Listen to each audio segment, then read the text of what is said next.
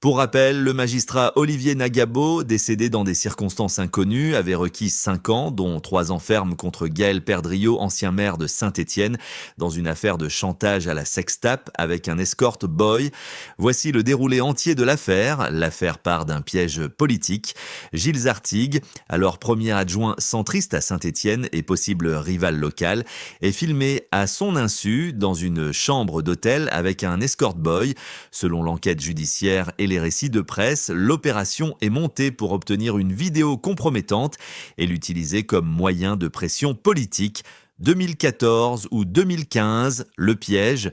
Les sources divergent parfois sur l'année exacte du tournage, mais le dossier judiciaire jugé en 2025 situe l'opération autour de 2015.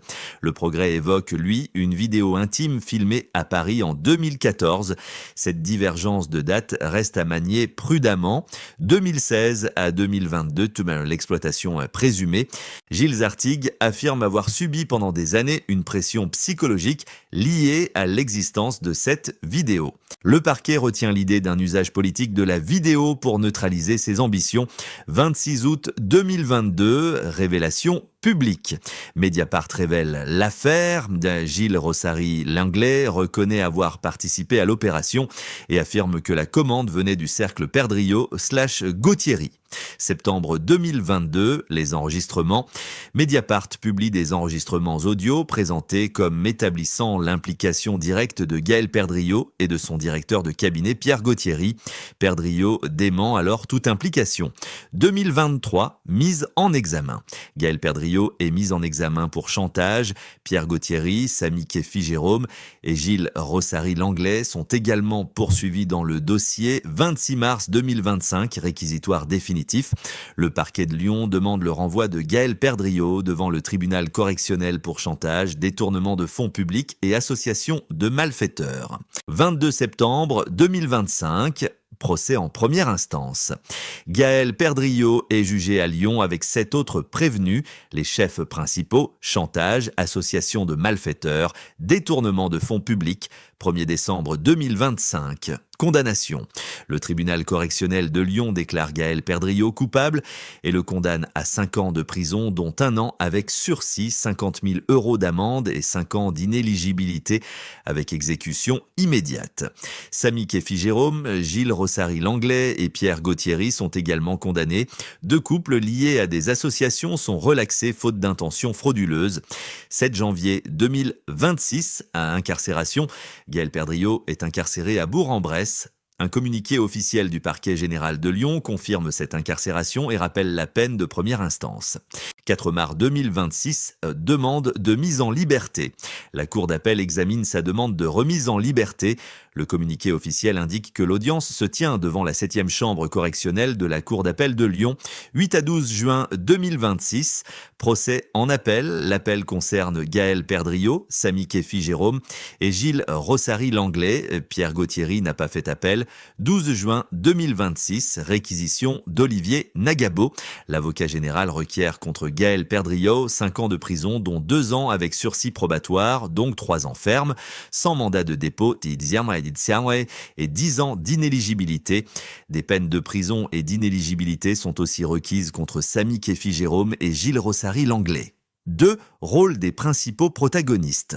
Gaël Perdriau, maire de Saint-Étienne au moment des faits révélés. Il est présenté par l'accusation comme le bénéficiaire politique et l'un des pilotes du chantage. Il nie longtemps avoir commandité ou exploité l'opération, puis au procès en appel, selon Le Progrès, il ne se dit plus totalement innocent et reconnaît des menaces, tout en cherchant une requalification. Pierre Gauthieri, directeur de cabinet de Perdriau, décrit comme le bras opérationnel du système de pression. En première instance, il est condamné à 4 ans, dont 2 ans ferme et ne fait pas appel. La défense de Perdriau tente en appel de faire porter sur lui la responsabilité principale. Samy Kefi-Jérôme, qui est élu municipal puis régional, Il est accusé d'avoir participé matériellement au piège, notamment au tournage clandestin. Il est condamné en première instance et rejugé en appel. Gilles Rossary Langlais, ex-compagnon de Kéfi Jérôme, il se présente comme organisateur ou instigateur de l'opération, puis comme lanceur d'alerte médiatique après s'être lésé ou abandonné. Il reconnaît sa participation mais accuse le cercle Perdriau/Gauthieri d'avoir commandé l'opération. Gilles Artigue, victime du piège et du chantage présumé, il affirme avoir subi une pression durable avec humiliation et souffrance psychologique. Il devient partie civile. 3. Les preuves matérielles connues. Les preuves centrales sont la vidéo intime clandestine, les enregistrements audio clandestins publiés par Mediapart, les déclarations de Rossary Langlais, les auditions judiciaires, les témoignages de Gilles Artigue et les éléments financiers sur des subventions municipales soupçonnées d'avoir servi à rémunérer indirectement les participants via des associations. Le dossier repose fortement sur les audios. Perdriau soutient que ses propos ont été sortis de leur contexte, tandis que l'accusation et le tribunal de première instance y voient des éléments confirmant sa connaissance et sa participation. 4. Parquet et magistrat. Le parquet de Lyon, sous l'autorité du procureur Thierry Dran, demande en mars 2025 le renvoi devant le tribunal correctionnel pour chantage, détournement de fonds publics et association de malfaiteurs. En appel, l'avocat général Olivier Nagabo requiert une peine lourde mais sans mandat de dépôt immédiat, 5 ans dont 2 avec sursis probatoire, soit 3 ans ferme, plus 10 ans d'inéligibilité contre Perdriau. Le décès d'Olivier Nagabo, quelques jours après ses réquisitions, est rapporté par Le Progrès qui précise que cela n'a pas d'incidence sur la procédure. 5. Contradiction majeure. La contradiction principale oppose la ligne Perdriau, pas de commande, pas de chantage structuré, propos sortis de leur contexte, aux éléments retenus par le tribunal, audio, témoignages, rôle de Gauthieri, déclaration de Rossary Langlais et faisceau d'indices financiers. Autre contradiction, la défense affirme qu'il n'y aurait pas eu de contrepartie concrète obtenue de Gilles Artigue.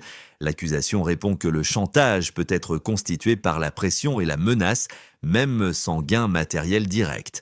En appel, Perdriau infléchit sa position. Il reconnaît des menaces selon Le Progrès, mais conteste toujours la qualification criminelle complète retenue en première instance. 6. Conséquences politiquement. Perdriau est exclu de LR, sa majorité municipale explose. Il perd son mandat après l'inéligibilité avec exécution immédiate et Saint-Étienne entre dans une crise institutionnelle majeure à l'approche des municipales. Judiciairement, 4 protagonistes principaux sont condamnés en première instance. L'appel suspend l'issue définitive pour les appelants. Administrativement, la ville réclame réparation pour préjudice d'image et remboursement de protection fonctionnelle. 7. Réseau d'influence et mécanisme de pression. Le mécanisme décrit par l'accusation est celui d'un compromat local, fabriquer une vulnérabilité intime, la conserver, la faire connaître à la victime, puis l'utiliser pour neutraliser un rival politique. Le volet financier suggère un circuit de financement indirect par subvention publique vers des associations, mais 2 couples associatifs ont été relaxés faute d'intention frauduleuse. 8. Cartographie simple, Perdriau flèche autorité politique présumée / bénéficiaire. Gauthieri flèche bras droit / interface opérationnelle. Kéfi Jérôme flèche participant matériel présumé au piège. Rossary Langlais flèche organisateur reconnu / accusateur interne. Artigue, flèche, cible politique et victime. Association, flèche, circuit financier soupçonné, mais relax partiel.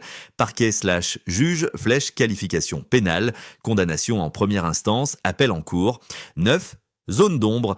Les points encore discutés, la date exacte du tournage, le niveau précis de commande directe par Perdriau, la part d'initiative personnelle de Gauthieri, le degré de conscience frauduleuse des acteurs associatifs relaxés et l'existence éventuelle d'autres opérations de compromission contre d'autres adversaires politiques.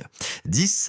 Synthèse critique, faits établis judiciairement en première instance, vidéo clandestine, pression politique, condamnation de Perdriau, Gauthieri, Kéfi Jérôme et Rossary Langlais, détournement de fonds publics retenus contre les principaux condamnés, fait encore non définitif, la culpabilité définitive des appelants car l'arrêt d'appel sera rendu le 10 septembre 2026.